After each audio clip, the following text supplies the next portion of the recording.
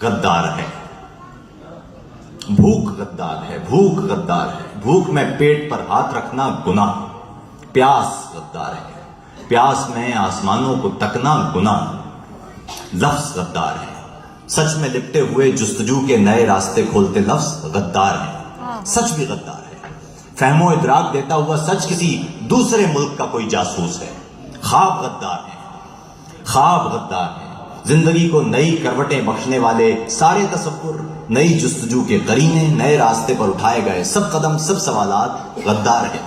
وقت غدار ہے، وقت کا ساز و آہنگ بھی اور نئی لے پہ اگتی صدائیں بھی غدار ہیں، بھوک کے راج پر، خوف کے آج پر، غم کی آواز پر ناچنے والے سارے مداری محب وطن،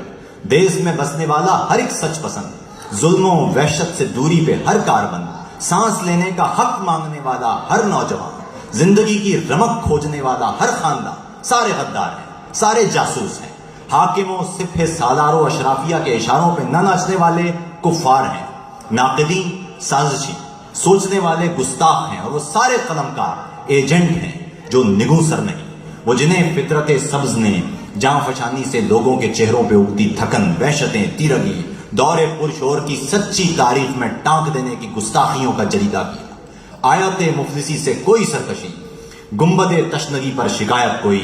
مذہب تیرہ بختی کی توہین ہے، اپنی دھرتی کے غلے سے اپنے لیے کوئی حصہ طلب کرنا الحاد ہے، اپنی دھرتی کے غلے سے اپنے لیے کوئی حصہ طلب کرنا الحاد ہے، اور ویسے بھی گندم تو شیطانیت ہی کی ایجاد ہے،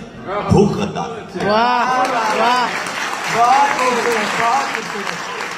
آپ کا ایک قصہ دل کو لگ گیا کہ سوچنے والا گستاخ ہے، اور آج کل یہی حال ہے کہ سوچنے والا گستاخ ہے۔